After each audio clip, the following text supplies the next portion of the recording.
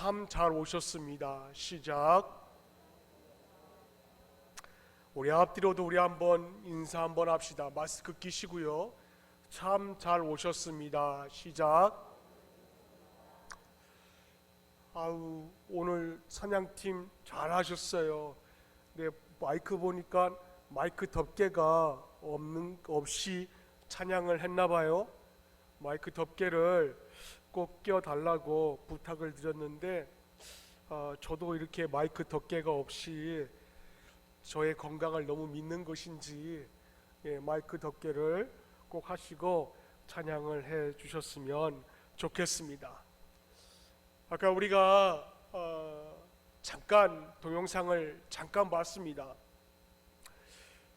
요즘 그 동영상에 보였듯이 이 코로나19 바이러스가 우리의 삶에 이렇게 고착화됨으로 인하여서 사람들의 삶의 변화가 다각도로 지금 닥치고 있습니다.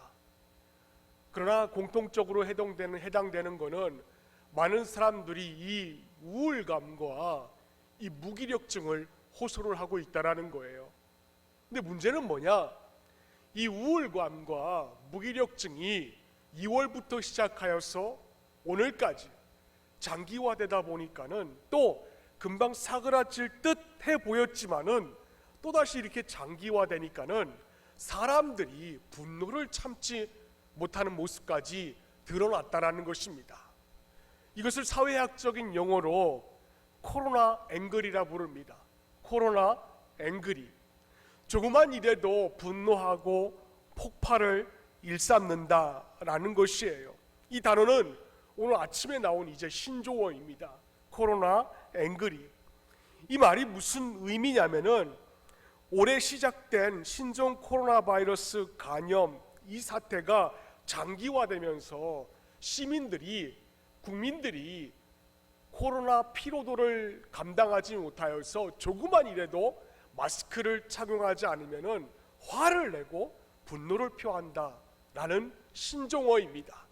그래서 어떤 사람은 마스크를 하지 않는 사람을 가리켜서 방역에 왜 그렇게 민감하지 못하냐라는 그 말에 분노를 참지 못해서 방금 전에 영상처럼 신발을 벗어서 상대방의 뺨을 때리는 경우도 있고, 또 어떤 사람은 버스에 마스크를 착용하지 않았다라고 해서 분노가 폭발하여서 버스 운전사를 폭행을 하고 그리고 주먹으로 때리는 결과까지 동영상에 비일비재하게 드러나고 있습니다. 그러나 무엇보다도 가장 심각한 것은 바로 이것입니다. 비기독교인들이 기독교인들을 향하여 바라볼 때마다 저들의 개인적인 이익만 추구한다라는 그런 소리가 들릴 때마다 참 마음이 안 좋고 무거울 때가 참 많이 있었습니다. 그래서 제가 데이터를 하나 조사를 했어요. 뭘 조사를 했는가? 코로나19로 인하여서 수면장애를 겪는 국민이 지금 20%에 달한다라는 결과가 나왔습니다. 그리고 국민의 우울 정도가 2018년도에 비하여서 올해 2020년도에는 2.6배가 상승했다는 통계가 나왔어요. 병원 중에 이비인후과 있지요. 이비인후과는 소아청소년과 이비인후과 이런 과는 진료비가 작년보다 올해 무려 50% 안팎으로 줄었는데, 심각한 것은 정신과가 오히려 13% 이상 상승을 했다는 것입니다. 이 13% 가운데에 거의 대다수가 코로나19 바이러스로 인하여서 수면 장애를 겪고 있는 분들의 결과라는 거예요. 모두가 다 지금 이렇게 코로나로 인하여서 그 영향권 안에 노출이 되어 있습니다. 근데 더 놀라운 게 뭔지 아십니까? 여러분, 우리 민족주의 정신상 우리 한국 민족들은 가물을 좋아합니다. 그리고 굉장히 긍정적인 시너지를 발산하는 민족 가운데 하나가 바로 우리 한민족이에요. 이런 위기 때에는 더욱 긍정적인 성향을 가지고 위기 때에 할 수 있다라는 그런 마인드를 가지고 극복해 나가는 것이 우리 한민족의 정서인데, 근데 어느 순간 이 긍정적인 분위기가 사그러들었다는 것입니다. 지난 2월 달부터 빅데이터 분석을 한 결과가 나오고 있어요. 빅데이터 결과 분석 가운데 두 단어가 유독 그 국민들의 마음속에 자리 잡고 있었는데, 하나는 뭐냐면은 확산이라는 단어입니다.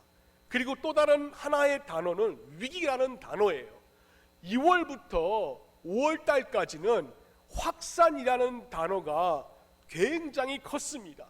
근데 이제 8월 달 오늘 아침에 이 빅데이터 분석을 마친 결과가 뭐였냐면은 확산이라는 단어보다도 위기라는 단어가 더 커지고 있다는 것이에요. 이걸 무엇을 말하는 것인가? 2월부터 7월까지 위기라는 단어보다 확산이라는 단어가 더 큰 비중을 차지를 하였는데, 이제 8월 달부터는 사람들의 인식 가운데 확산보다는 내 삶의 위기다, 우리의 삶의 경제의 위기다, 이렇게 생각을 가지고 있다는 것입니다. 7월까지는 사람들의 의식 속에 그렇게 위기가 크지 않았어요. 근데 이제는 사람들의 모두 저마다 경제 위기다, 그리고 건강 위기다, 우리 삶의 위기다, 이렇게 다 보고 있다는 것입니다. 자, 여러분, 이런 위기가 어디 개인적인 삶에만 적용이 될 것일까요? 저는 그렇게 안 봅니다. 이 땅에서 신앙생활을 하고 있는 모든 신자들의 삶 가운데서도 또 각 교회마다 지금보다 더한 위기는 없을 정도라고 판단이 될 정도입니다. 자, 그렇다면은 이런 상황 가운데, 이런 2020년 8월 마지막 주 상황 가운데 우리는 어떻게 살면 좋겠느냐라는 거예요. 우리는 예수 믿는 자들로서 어떻게 삶을 살면 좋겠느냐라는 것입니다. 이번 휴가 때 전통시장에 간 적이 있습니다. 전통시장에 가서 조카 몇 명과 그리고 장모님과 함께 처가 식구들과 함께 전통시장에 가서 식사를 한 적이 있었어요. 근데 식사를 주문하고 이렇게 파전을 먹는데 옆 테이블에서 이런 얘기를 하는 게 들렸습니다.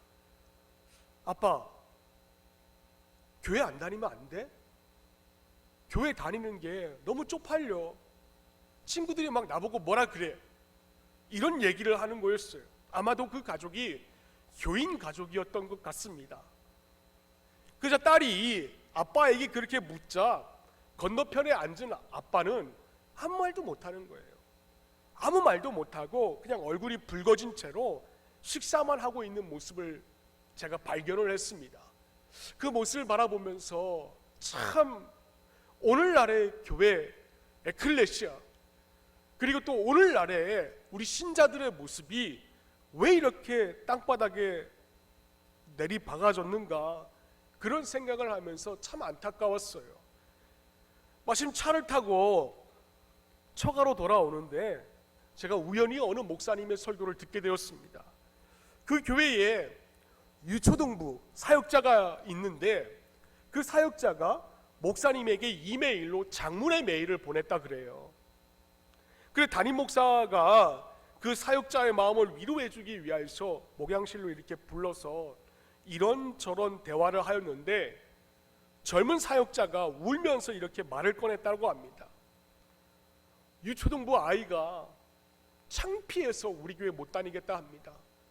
유초등부 아이가 친구들한테 창피해서 더 이상 신앙생활 하지 못하겠다고 그렇게 얘기를 했답니다. 그러면서 그 젊은 사역자가 이렇게 얘기를 했더래요.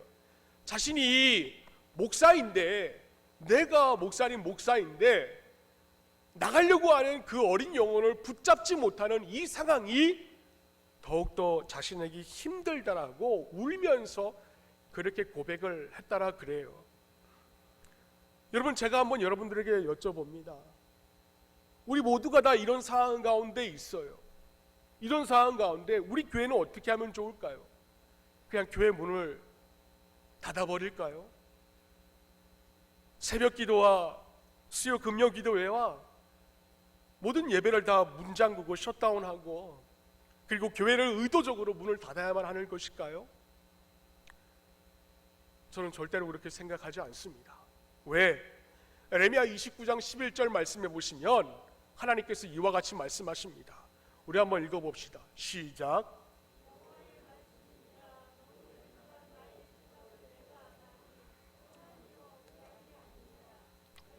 미래와 희망을 주는 것이니라. 아멘. 하나님께서 말씀하셨습니다. 하나님의 생각은 우리들을 향한 두 가지 목표가 있는데, 하나는 뭐냐면 미래를 주시기 위한 것이고 비전을 주시기 위한 것이고, 두 번째는 우리의 삶에 희망을 주는 것이 하나님의 생각이라는 것이에요. 근데 왜 요즘 세상이 돌아가는 모습을 바라보면, 근데 왜 요즘 기독교인들에게 이렇게 위기를 허락하시는 것인가? 답은 딱 하나입니다.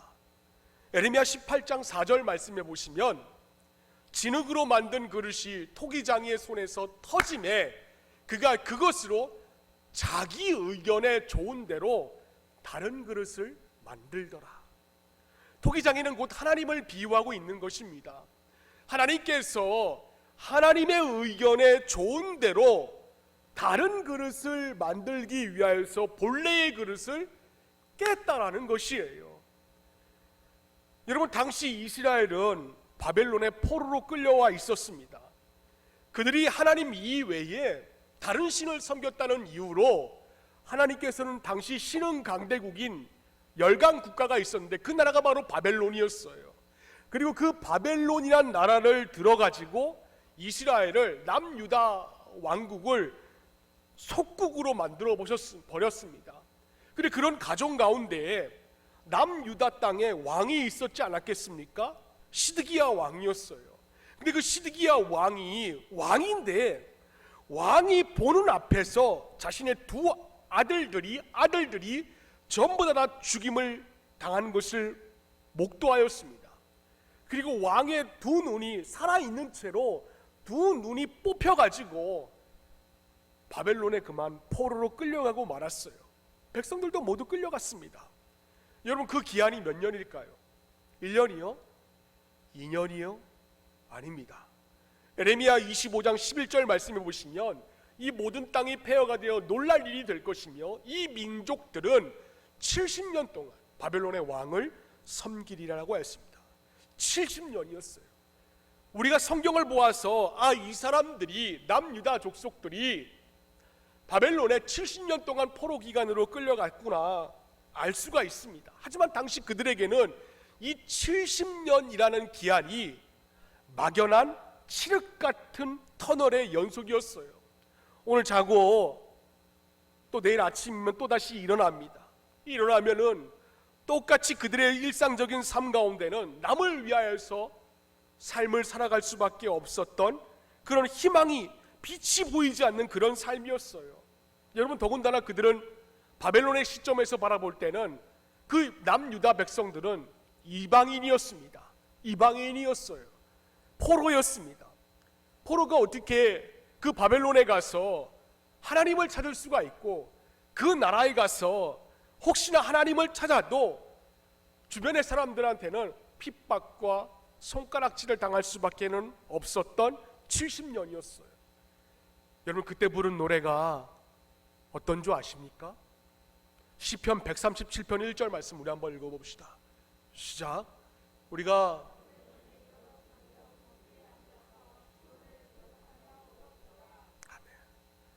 여러 강변, 바벨론의 여러 강가에 앉아가지고 시온, 예루살렘을 기억하면서, 자신의 고향 땅을 기억하면서, 그 추억이 있었던 옛적에 살았던 그 땅을 바라보면서 울 수밖에 없었던 그들의 현실이었습니다. 하지만 이렇게 울 수밖에 없는 현실이 그들에게도 펼쳐지고 우리에게도 지금 펼쳐지고 있지만, 하나님의 말씀으로 여러분의 삶만큼은 흥왕할 수 있기를 주의 이름으로 축원을 드립니다. 사람이 살면서 가장 힘든 것이 무엇일까요? 사람이 살면서 가장 힘든 것 중에 하나는 바로 이 막연한 기다림이 아닐까 생각을 이번 휴가 기간 때 가져보았습니다.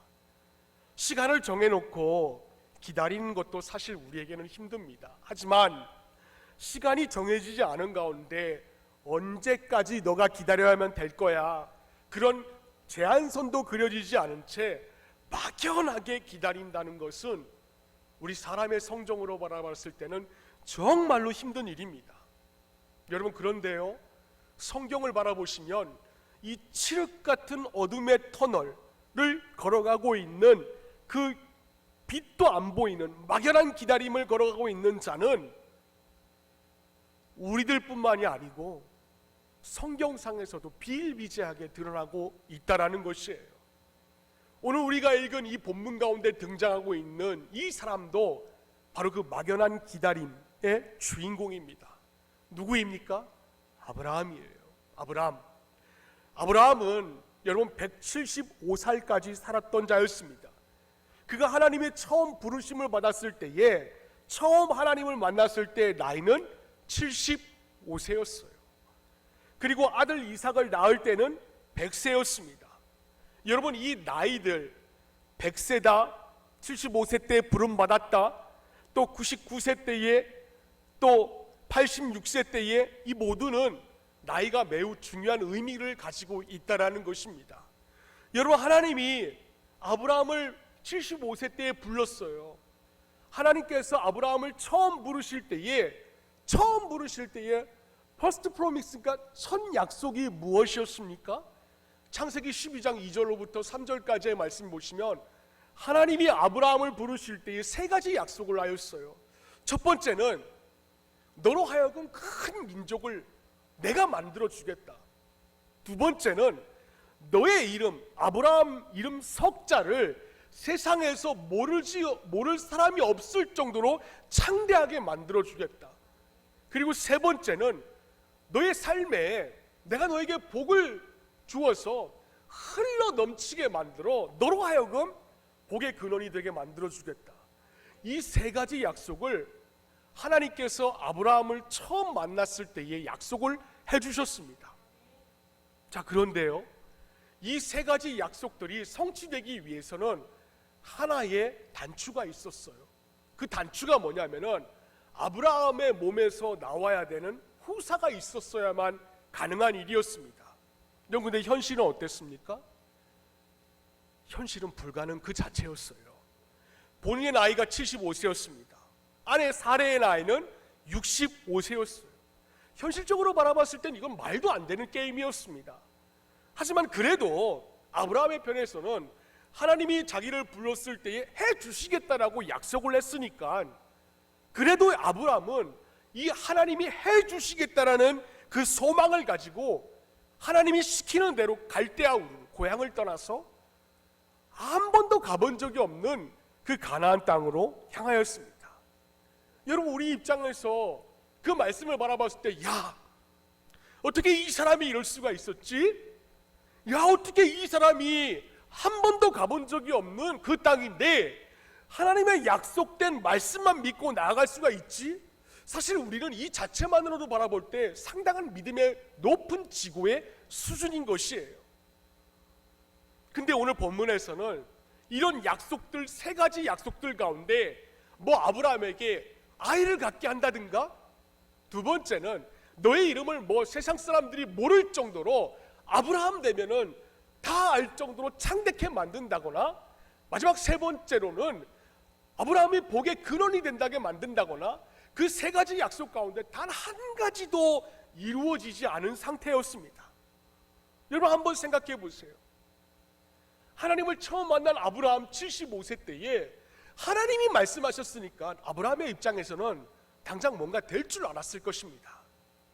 하나님이 말씀하셨으니까 기대했습니다. 하나님이 말씀하셨으니까는 소망을 가졌습니다.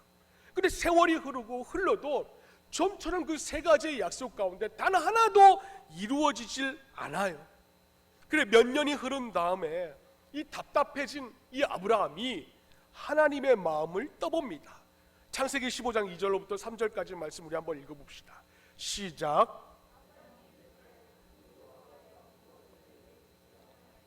나는 없어요.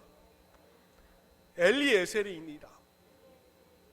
아브라함이 또 이르되, 함께 읽겠습니다. 시작. 내게 씨를 주지 아니하셨어요. 내 집에서 길린 자가, 하나님 나에게 약속하지 않으셨습니까? 세 가지 약속, 그거 다 안 들어주셔도 되는데 딱 하나 후사만이라도 나에게 있게 해주세요. 그 얘기를 하고 있는 것입니다. 아니, 이제는 하나님 나한테 구두 계약하지 마시고요, 여기 내가 종이를 내밀 테니까 여기에다가 직접 오셔서 사인해 주세요, 이렇게 얘기하고 있는 거예요. 이 물음에 하나님께서 뭐라고 말씀하셨는가? 노하지 않으셨습니다. 하나님께서 그에게 밤하늘의 별들을 통하여서 시뮬레이션을 보여주세요. 밤하늘에 그 무수히 펼쳐지는 조그만 그 별들을 바라보시면서 내가 너한테 약속해준 그 세 가지의 약속 반드시 이루어주게 만들 거야. 저 밤하늘의 별들이 보이지? 저 별들처럼 너의 후사를 내가 있게 만들어 줄 거야. 그리고 그 시뮬레이션을 통하여서 아브라함은 다시 한 번 더 의심했던 마음을 다잡습니다. 그리고 또 기다리고 거기서 세월이 흐른 뒤에 또 10년이 지났어요. 여러분, 10년입니다. 10년이에요. 칠흑 같은 터널, 막연한 기다림, 언제 후사가 생길지 모르는, 언제 약속이 이루어질지 모르는 그 빛이 안 보이는 터널 가운데 10년을 다시 보내었어요. 작은 별들처럼 언젠가는 나한테 후사가 생길 거야. 그 인내를 가지고 10년을 버텼습니다. 근데 하나님은요, 10년이 지났어도 아직까지 깜깜무소식이에요. 그는 계속되는 어두운 터널을 걸어가고 있습니다. 그래서 아브라함은 이제는 아예 하나님께 묻지도 않습니다. 하나님께 따지지도 않고 10년 전에 얘기했던 그대로, 하나님 이제는 구두 계약 필요 없습니다, 직접 오셔서 사인하십시오, 그런 말도 안 하고 부부지간에 의논하기 시작을 합니다. 당시 자식을 낳지 못하던 여인들은 하나님께 저주받은 여인이다라고 손가락질 당했어요. 그래서 늘 죄의식 속에 살았습니다. 그런 배경 때문에 사레가 마음에 큰 짐을 안고 있었는지 아브라함 남편에게 자기에게 여종 하갈이 있으니까 하갈과 동침하여서 후사를 이으라고 인간적인 생각으로 권면을 합니다. 자, 그런데 아브라함이 어떻게 합니까? 창세기 16장 2절 말씀 한번 읽어봅시다. 시작.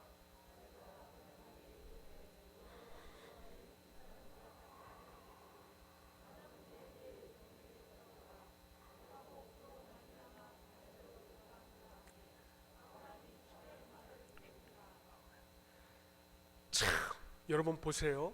맨 마지막 절에 아브라함이 사레의 말을 들으니라.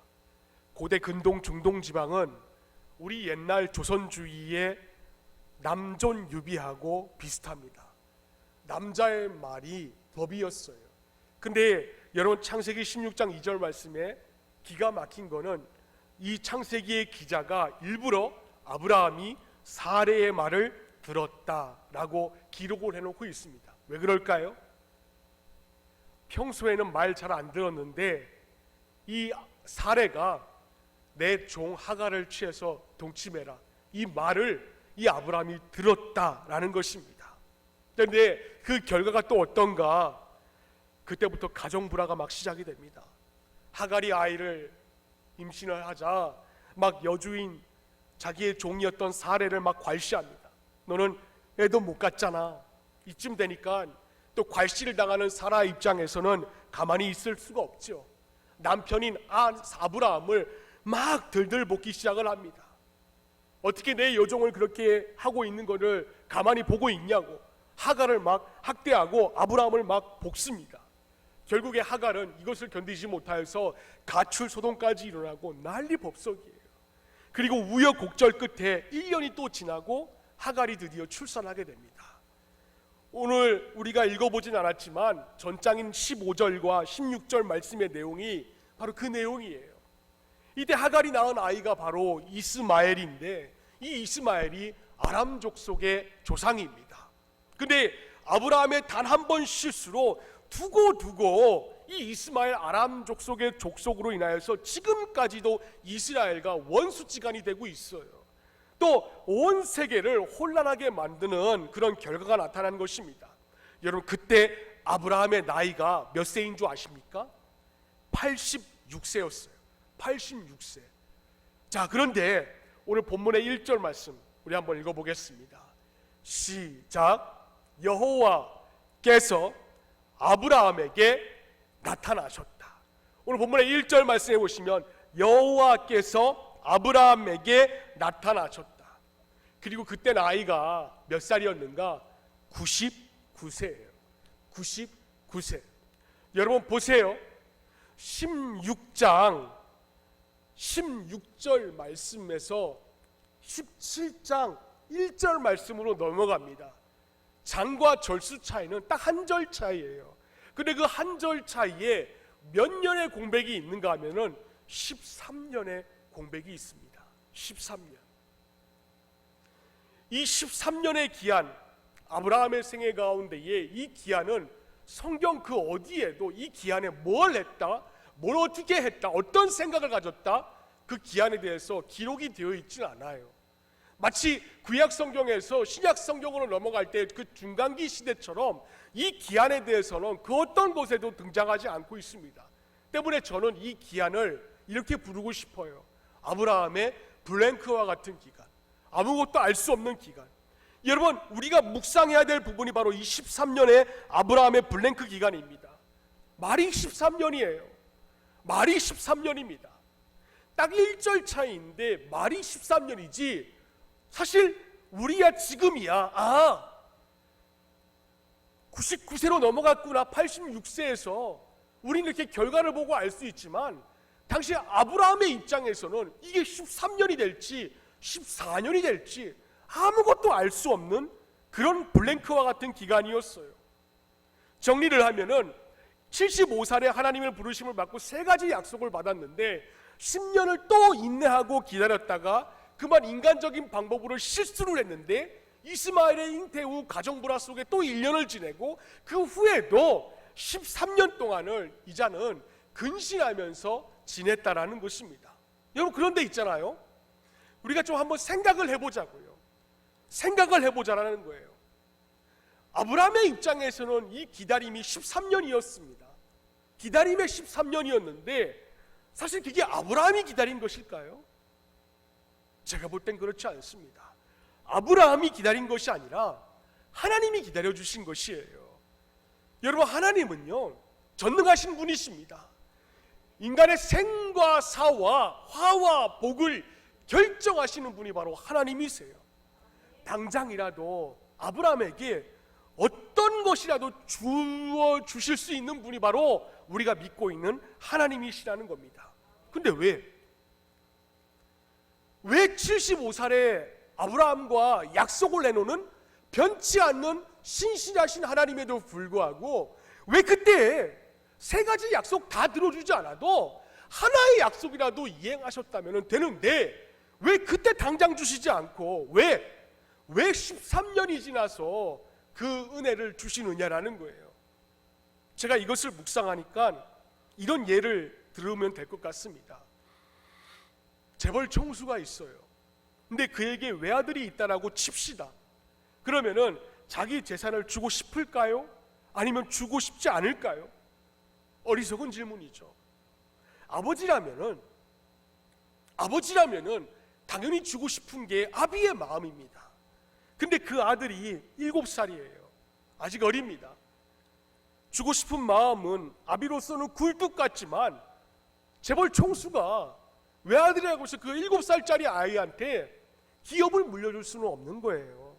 기다려야 되죠. 아버지의 입장에서는. 그리고 공부도 시키고 나름대로 이렇게 장성한 분량에까지 이르도록 훈련도 시키고 사람의 인성도 가질 수 있도록 그렇게 기다려야 되는 것이 아비의 몫입니다. 그러니까 아브라함보다 누가 더 답답하냐면은 하나님이 더 답답하신 거예요. 하나님은 아브라함을 축복하시고 또 보통이 아니라 믿음의 조상으로서 삼으려고 계획을 이미 가지셨던 분입니다. 근데 그의 모습을 가만히 보니까는 이게 아닌 거예요. 인내하고 기다리면 됐어야 될 텐데 하갈을 취하여서 인간적인 방법으로 취했던 그의 모습을 바라보니까 아직 멀었다라는 것입니다. 여러분, 하나님은요 이 코로나 블루 기간에도 우리에게 많은 것을 주시려고 계획하시고 약속하십니다. 근데 중요한 게 뭐냐면은 우리 쪽이라는 거예요. 아브라함처럼 우리 쪽에서 하나님의 은혜를 받아 누릴 수 있는 감당할 만한 믿음의 그릇이 안 되기 때문에 하나님의 편에서는 그것을 기다리고 또 기다리고 또 기다리시고 인내하시고 계신다는 것입니다. 왜? 세상의 사람들은 몰라요. 우리에게 있는 이 믿음이라는 것이 그만큼 중요한 것이기 때문에 하나님이 기다려주시는 것이에요. 때에 따라서는 여러분, 하나님께서는 이미 주신 것도 걷어가 주시는 분이 하나님이십니다. 한국 속담에 병 주고 약 준다라는 그 속담이 있어요. 이 속담은 보통 우리의 사회에서는 좋은 뜻으로 쓰이는 그런 속담이 아닙니다. 근데 하나님은 좋은 의미로서 우리에게 병 주고 약 주시는 분이십니다. 무슨 말인가?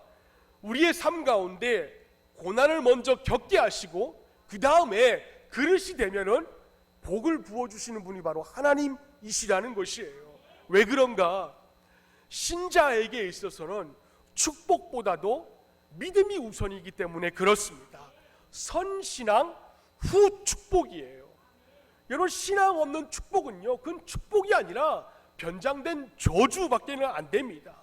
반대로 신앙을 연단하기 위해서 하나님이 주시는 그 시련과 그리고 그 알 수 없는 고난은 우리에게 있어서 변장된 축복이라는 것이에요. 때문에 하나님은 도저히 아브라함 이자에게 그냥 무작정 축복해 줄 수는 없었던 것입니다. 13년의 블랭크 기간이 있었지만은 그 13년 동안 하나님은 단 한 번도 밤에도 잠을 주무시지 아니하시고 낮에도 졸지 않으시고 눈동자와 같이 그 아브라함을 지켜봐 주시고 계셨습니다. 그래서 시편 17편 8절 말씀을 세번역 성경으로 우리 한번 다 함께 읽어봅시다. 시작. 나를 지켜주시고 나를 숨겨주시고, 아멘입니다. 여러분, 주님의 눈동자처럼 나를 지켜주시기 위해서는 하나님의 눈동자가 나를 바라보아야지만이 가능한 일입니다. 하나님은 그 기간 동안에 있어서 아브라함을 통하여 바란 것이 있다면 그 아브라함이 내가 하나님의 세 가지 약속, 75세 때에 받았던 그 세 가지 약속이 이루어지지 않았어도 끝까지 인내하면서 자기의 부족함을 회개하면서 근신하기를 원했던 것이에요. 시련기였습니다. 물론 그랬겠지요. 알 수 없는 막막한 칠흑 같은 터널이었을 것입니다. 네, 그랬을 것이에요. 그래도 그 신앙의 연단기가 있었기에 그는 얼마든지 감사의 고백이 나올 수가 있어야만 되었던 것입니다. 그래서 바울이 뭐라 그러는 줄 아십니까? 로마서 5장 3절로부터 4절까지의 말씀 보시면 다 함께 한번 읽어봅시다. 시작.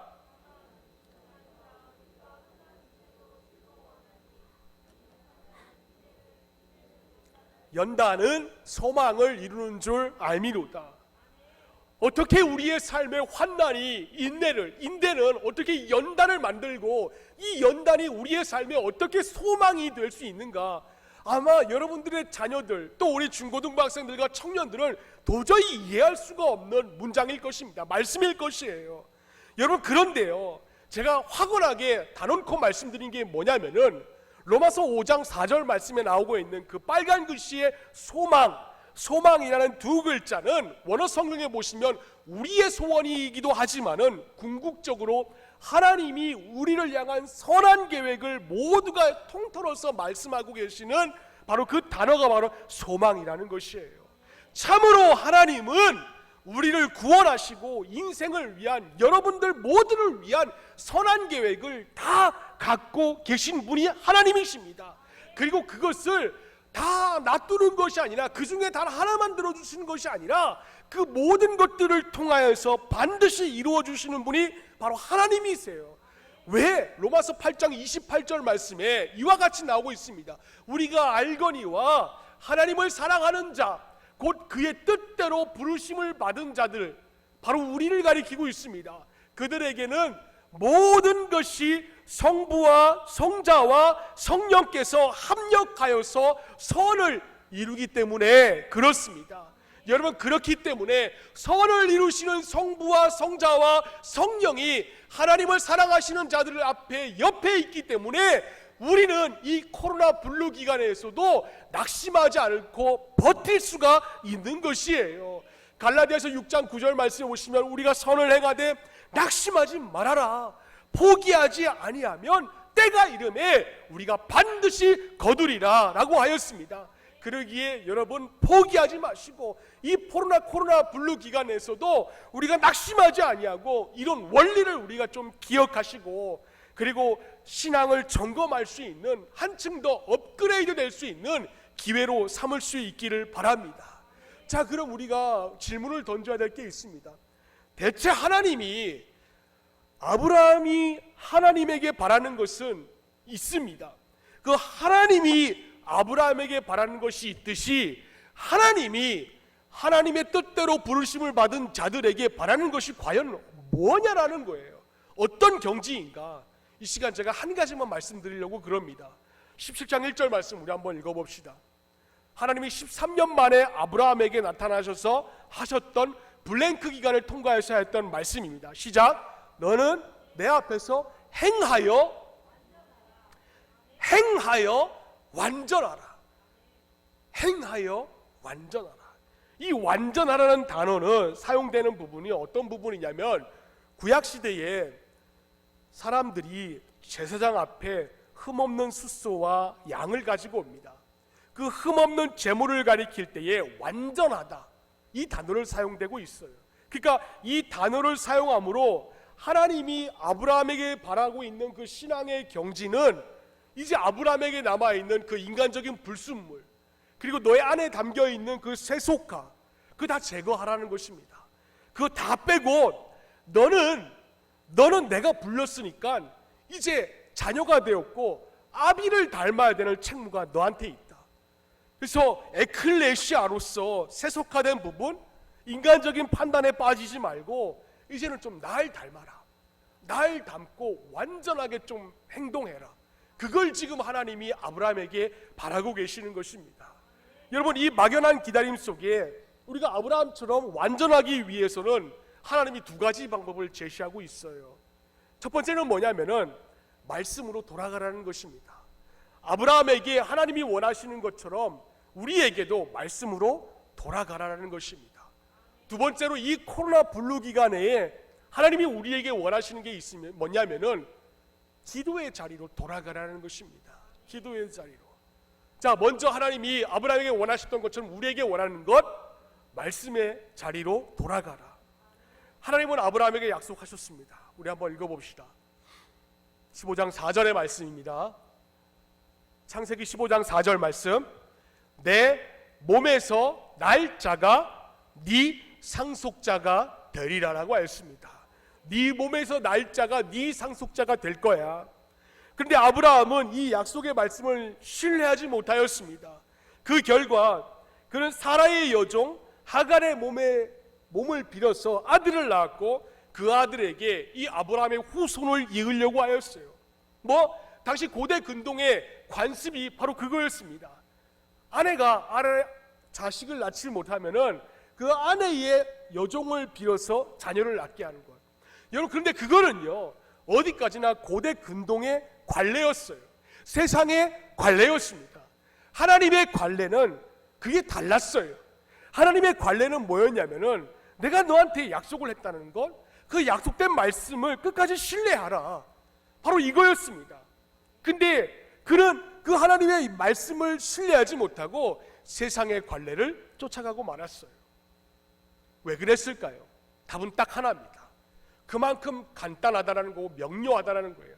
뭐냐면은 아브라함이 75세 때에 하나님께서 그에게 세 가지 약속을 주실 때에 그는 그 말씀을 아멘으로 먹지 않았다라는 것입니다. 여러분, 우리가 잘 아는 시편 119편 말씀에 보시면 이런 말씀이 나옵니다. 119편 105절 말씀입니다. 우리 한번 읽어봅시다. 시편 119편 105절 말씀 한번 다 함께 찾아봅시다.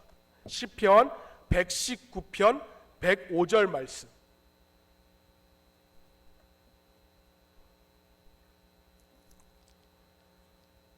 우리 함께 읽어봅시다.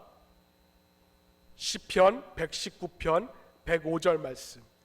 다 찾은 줄로 알고 우리 함께 합독합니다. 주의 말씀은 시작. 아멘. 주의 말씀은 내 발의 등이요. 여러분, 요즘처럼 캄캄하고 혼란한 시대에 주의 말씀은 내 발의 등이요, 이 말씀처럼 중요한 말씀이 또 어디 있겠습니까? 근데 모든 사람들에게 이 주의 말씀이 그 발의 등이 되는 일이 일어나는 것은 아닙니다. 왜? 시편 119편 103절 말씀 우리 함께 읽겠습니다. 시작. 주의 말씀의 맛이 내게 어찌 그리 단지요, 내 입에 꿀보다 더 단이니이다. 아멘. 여러분, 그렇기 때문에 하나님의 말씀이 내 발의 등이 되기 위해서는 우리가 그 말씀을 아멘으로 화답하며 먹는 것이 먼저라는 것이에요. 우리가 먼저 그 말씀을 먹고 말씀의 영향력 안에 우리가 거해야 됩니다. 그렇지 않으면요, 우리는 아무것도 아니에요. 왜? 사람은 믿을 존재가 안 됩니다. 오늘 다르고 어제 다른 것이 바로 사람입니다. 말씀을 먹지 않고 그 말씀을 소홀히 여기면 그 누구라도, 아무도 가릴 것 없이 누구라도 다른 것으로 자기의 허기진 배를 채워서 세속화되고 말기 때문에 그렇습니다. 여러분, 교회는요, 에클레시아는, 교회는 세상 밖의 교회가 아닙니다. 교회는 세상 속의 교회입니다. 세상을 위하여서 있는 교회가 바로 진짜 에클레시아라는 거예요. 왜? 예수님이 말씀하셨잖아요. 예수님이 마태복음 5장 13절과 14절 말씀에 보시면 너희는 세상의 소금이라 그랬어요. 너희는 세상 밖의 빛이 아니라 세상의 빛이라고 말씀하셨기 때문에 그렇습니다.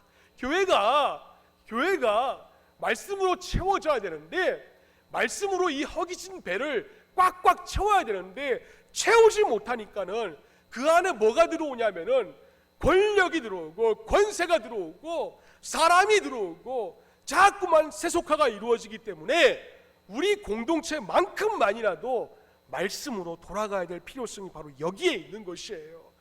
우리가 말씀으로 돌아갈 때에, 온전히 하나님의 말씀을 신뢰할 때에, 하나님은 어쩌면 아브라함에게 더 빨리 세 가지 약속을 이루어 주실 수 있었던 것처럼 우리에게도 이 코로나 블루의 기간이 더 빨리 멈추게 해줄 수 있다라는 것입니다.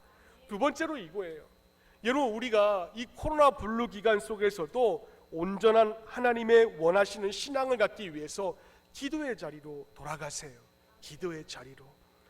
여러분, 아브라함은 막연한 기다림 속에서 하나님을 신뢰하지 못하였습니다. 그래서 그는 자기의 생각으로 사라의 종 하가를 동침한 후에 아들을 얻게 되고 그를 자신의 후사로 삼으려고 하였어요. 그자 그가 이게 하나님의 언약이 아니라는 말씀을 듣고 그는 곧바로 주저하지 아니하고 곧바로 신앙의 자세를 바꾸었습니다. 어떻게 해요? 오늘 본문의 3절 말씀 우리 한번 읽어봅시다. 시작. 아브라함이 엎드렸습니다. 엎드렸어요. 이 엎드렸다라는 단어는 히브리어로 나팔파님이라는 단어입니다. 나팔파님. 이 나팔파님의 의미가 뭐냐면은 온 마음을 다하여서 경배하다, 온 마음을 다하여서 기도했다. 이 두 가지 의미를 가지고 있어요. 여러분, 이 단어 나팔파님이라는 이 단어가 사용된 것이 신구약 성경 가운데 한 군데 더 있습니다. 그대가 그곳이 어디냐면은 열왕기상 8장 54절 말씀 보시면 이렇게 나와 있어요. 읽어봅시다. 시작. 솔로몬이 손을 펴서 이 기도와 간구로 여호와께 아뢰기를 마쳤다. 여러분, 저 말씀 가운데 무릎을 꿇었다, 저 무릎을 꿇었다라는 단어가 바로 우리가 살펴보았던 아브라함의 꿇었다라는 단어와 일맥상통한 나팔파님이라는 단어입니다. 나팔파님. 솔로몬이 그렇게 온 마음을 다해서 무릎을 꿇었더니 여러분, 그 결과가 무엇인 줄 아십니까? 66절 말씀에 솔로몬이 백성을 돌려보내매 백성이 왕을 위하여 축복을 했습니다. 자기 장막으로 돌아가는데 여호와께서 그의 종 다윗과 그의 백성 이스라엘에게 베푸신 모든 은혜로 말미암아 백성들이 기뻐하며 백성들이 마음에 즐거워하였더라. 할렐루야. 여러분, 우리가 코로나 블루 기간 가운데 노출되어 있어도 이렇게 하나님께 온 마음을 다하여서 기도의 자리로 돌아갈 때에 여러분의 삶에 기쁨과 즐거움이 충만할 수 있기를 예수의 이름으로 축원을 드립니다. 여러분, 백성들은 지도자를 축복하였어요. 그들의 마음에는 남들이 알지 못하는 기쁨과 즐거움이 가득하였습니다. 그런데 이런 기쁨과 즐거움이 가득하기 위한 먼저 선조건이 있었어요. 그게 뭐냐? 바로 우리가 살펴보았던 나팔판이 무릎을 꿇었다. 바로 이 모습이 있기에 즐거움과 기쁨이 충만할 수가 있었던 것입니다. 회개의 기도가 있고 기도의 자리로 돌아가고 온 마음을 다하여서 경배가 있다면 하나님은 우리 사회를 또 여러분의 일상적인 삶을 반드시 회복시켜 주실 줄로 믿습니다. 우리가 이걸 어떻게 확신할 수가 있습니까? 성경에 나와 있잖아요. 오늘 본문의 17장 2절 이하의 말씀에 보시면 하나님께서 그에게 다시 한 번 더 약속을 재확인시켜 주시고 이제는 아예 아브라함이라는 세 글자에서 아브라함이라는 네 글자로 하나님께서 직접 그의 이름을 계명시켜 주시고 있다는 겁니다. 여러분, 아브라함의 뜻이 뭡니까? 또 아브라함의 뜻이 뭡니까? 비슷하지만 그 의미는 완전히 다릅니다. 아브라함은 그냥 큰 아버지 혹은 고귀한 아버지 그 정도 뜻밖에 안 돼요. 근데 그 세 글자에서 하나님께서 아브라함이라고 만들어준 그 의미는 세상의 아버지라는 의미가 되고 마는 것입니다. 한 가정의 아버지에서 세상의 아버지가 되고 많은 무리의 큰 아버지가 되었다는 뜻이 바로 하나님께서 지어주신 아브라함이라는 뜻인 거예요.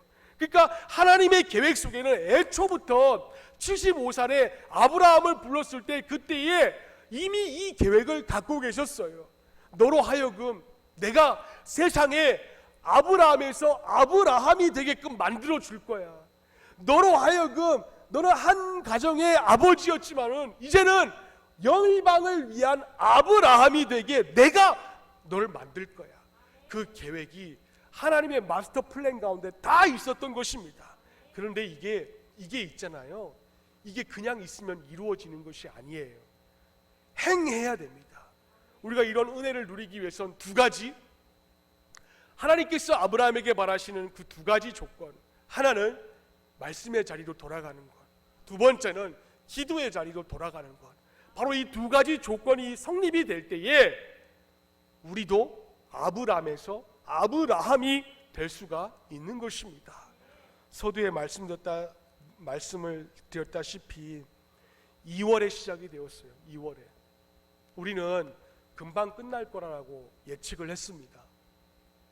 신천지가 시작이 될 때에 그 다음 타자는 우리 개신교일 거다라고 그렇게 예측 또한 했습니다. 근데 2월에 시작된 그 답답함이, 우리가 금방 끝날 거라고 생각했던 그 답답함이 지금 8월 달까지 2, 3, 4, 5, 6, 7, 8 무려 7개월 동안 이 답답함이 이어지고 있습니다. 언제까지 이어질 줄 몰라요. 아무도 예측할 수가 없습니다.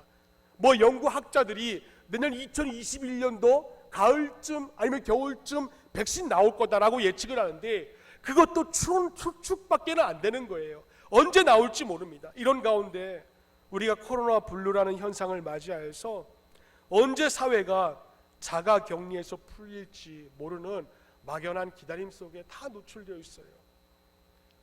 휴가 기간에도 가면은 우리 교회에 있는 기업들 참 안타까울 때가 한두 번이 아니었습니다. 어서 빨리 경제가 회복이 되어서 우리 교인들, 기업들도 빨리 좀 회복이 되고 또 근심 걱정도 좀 안 했으면 좋겠다라는 그런 생각이 굴뚝 같았습니다. 근데 이런 가운데 제가 깨달은 게 있어요. 뭐냐면은 우리 공동체가 예수님의 완전한 속성을 닮아가는 신자의 공동체라면은 이 두 가지, 우리가 먼저 말씀으로 돌아가야 되고 먼저 우리의 기도의 자리를 지킨다면은 이 코로나 블루 기간이 더 빨리 끝낼 수 있겠구나, 이런 생각이 저한테 들었습니다. 그래서 제가 고아중앙교회 목사로서 여러분들한테 목사의 권위로서 좀 부탁을 드리고 싶은 게 있어요. 이게 뭐냐면은 될 수 있는 한 자기의 기도의 자리를 지켜주셨으면 좋겠습니다. 새벽이 어려우신 분이 있어요. 제가 알고 있습니다. 새벽이 어려우신 분은 아침에 나오세요. 아침에 출근하시기 전에 잠깐 나오셔서 자기의 기도의 자리, 지금 이 자리를 지켜주시기를 바랍니다. 또 아침이 어려우신 분은 괜찮아요.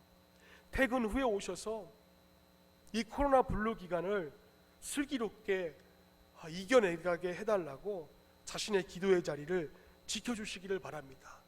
또 우리가 지금까지 있었던 나라의 위정자들과 권세자들, 또 우리 한국에 있는 모든 교회들을 위하여서 지금이야말로 기도가 절실하게 필요할 때가 아닌가 싶습니다. 그래서 여러분, 교회는요, 제가 다시 한번 말씀드리지만 세상 밖에 운둔되어 있는 수도원 공동체가 아닙니다. 교회는 세상 속의 교회입니다. 세상 속의 교회가 우리 교회가 될 수 있도록 여러분 함께 한 주간 동안 기도해서 나아갔으면 좋겠습니다. 될 수 있는 한 이 기한만큼은 말씀의 자리로 돌아가시고 또 행함으로 인하여서 잃었던 신뢰도를 다시 한 번 더 회복할 수 있는, 우리 몸부림칠 수 있는 고아중앙교회가 될 수 있기를 예수님의 이름으로 부탁을 드립니다.